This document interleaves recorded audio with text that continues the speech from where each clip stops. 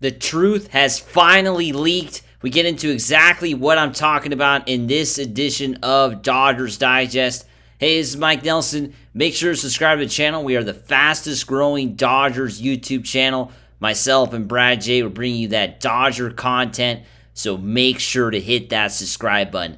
But let's get right into the story. As we know, the Dodgers have had some serious problems when it comes to their bullpen. It has not been easy so far in the first half of the year. Currently, the Dodgers on the All-Star break. But Dave Roberts, manager of the National League yesterday at the All-Star game, spoke to the media talking about Tanner Scott before Sunday's game against the San Francisco Giants. And he had some interesting comments talking about, Tanner Scott and what he needs to do, what he needs to fix amid some major problems that he's had, of course, with the Dodgers in his young Dodger career. I mean, it's only been, think about it, for Tanner Scott, this is his first year with the Dodgers, right? I mean, it seems like he's been here forever with everything that's happened with Tanner Scott. It's only been one season. It's only been half a season. It's only been half a season, right? The Dodgers signed Tanner Scott to a 4-year, $72 million contract this January. And yeah, I mean, everybody thought, even myself included, we made videos all about Tanner Scott. I remember the week that he was signed with the Dodgers, talking about how the Dodgers had found their closer, right? This was it. I mean, the Dodgers had found somebody that they were going to rely upon, that this was somebody that was, a star, and you were excited to have Tanner Scott be a part of this team. I think everybody was, and it just has not been good at all. It has not been a good time at all for Tanner Scott here with the Dodgers. And although he's had 19 saves, which you might say, hey, that's pretty good numbers, but yeah, that's because the Dodgers are the best team in baseball. 19 saves. His ERA is 4.09, which is not very good. But he's given up, of course, 8 home runs in 44 innings. I mean, those are not very good numbers for a closer, for a relief pitcher. 8 home runs in 44 innings, more than any other Dodger reliever. And it has been, some really tense ninth innings. It has been rough to watch Tanner Scott at times. It has not been good, right? And things just have to get better. They have to get better because, eventually he's just going to lose his job as a closer, right? Dave Roberts talked, though, about, gave some interesting comments kind of talking about, what Tanner Scott should do, things he can improve upon, which is always interesting to hear.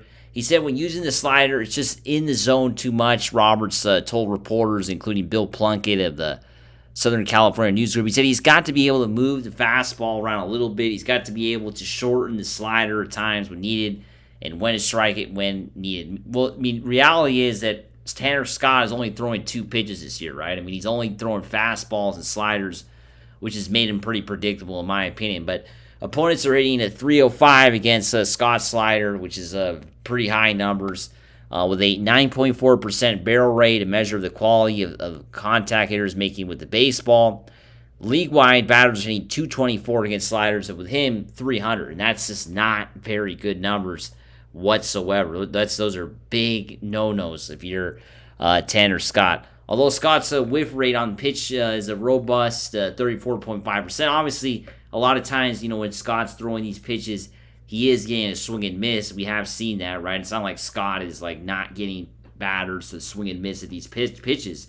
You see that all the time. He gets people to strike out. That's what makes him still dangerous. And that's what gives you hope that he is going to turn a corner, right? I think that's what Dodger fans and the Dodgers themselves think, that Tanner Scott will turn a corner as time goes along, because he still has that, like I said, the whiff rate, which is obviously still pretty high. It's down from last year when it was 38.8%, but still, it's better than other pitchers, right? It's still among the league's best, right, when it comes to that whiff rate, right? Batters swing and misses on pitches, right? Added up, the numbers suggest that Scott is not as effective in fooling opponents with his breaking ball as he should be, considering he's thrown literally nothing but fastballs and sliders this year. He needs to pitch better, right? That's obviously no doubt about it. And, of course, Roberts went on to say, essentially, he's a 2-pitch pitcher.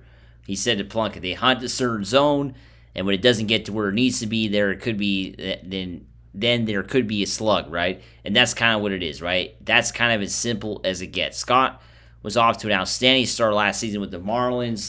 Look at that, 1.18 ERA. It seems so long ago that Scott was at that level. He's not even close to that now, right? And when he's traded to the Padres back on July 30th, the Dodgers were really high on getting Scott at the trade deadline last year. It didn't happen. He went to San Diego. He even shut the Dodgers out in the playoffs. Yeah, I mean, it didn't matter, though. The Dodgers won the World Series. But, Scott was very good for the Padres last year. And that's why the Dodgers decided to sign Scott, right? I mean, that's one of the reasons why I think the Dodgers went ahead and gave him that contract, because they saw something. They saw the kind of pitcher that he was last year, what he is. Hopefully he still is, right? But they saw what he could do last year with the Padres in the second half of the year, and they saw it up and personal, right? They saw it up and close in the playoffs. I mean, this guy didn't give up any runs when he faced Dodger hitters in the NLDS. I mean, the Dodgers never solved Scott in the 5 games. I mean, he was perfect against the Dodgers, right? He's absolutely perfect. So, the Dodgers knew that, they were going to get a talented pitcher, and that's why they went out and, paid him the money that they did. But now, you start to wonder if that was the right move, right? Because this is turning out to be one of the worst signings, like I said a few days back. This is turning out to be one of the worst signings for the Dodgers in recent memory. Scott once again blowing the game on Sunday. Dodgers, of course, find a way to win, but, Scott blows it twice in 1 week. He did get the save on Saturday, but it was not a good way to end the first half of the year. Not a good omen at all.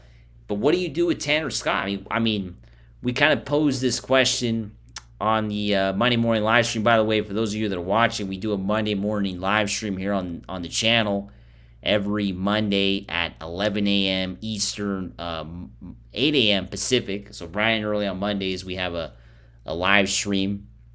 And yeah, we kind of talked about what the Dodgers are going to do with Tanner Scott. And some people were saying maybe we should put Alex Vesia as a closer, right? I think some fans were kind of pushing in that direction to kind of change it up and give the ball to somebody else there at the end. Even some people were saying put Ohtani out there as a closer, which I think is a big risk, right? Putting Ohtani as a closer, because if he blows the game like Tanner Scott did this weekend, you lose Ohtani's bat if you decided to pull him out of the game, right? So that's a big risk the Dodgers are going to have to think about and weigh if they're going to want to, you have to weigh between two different decisions, right? Whether you bring him out there or you decide to, not run the risk of losing the bat if he blows the game, right? But Tanner Scott is currently, the closer for the Dodgers. I think he's still the closer despite all the issues he's had. It's just too much money. The Dodgers are not going to, just give up on him that fast. I mean, there's a long-term commitment. He's not going anywhere. They're not going to trade him. The Dodgers are stuck with him this year, so they're going to have to hope he starts pitching better. That's the only thing. As always, make sure to subscribe, and let's go Dodgers. Woo!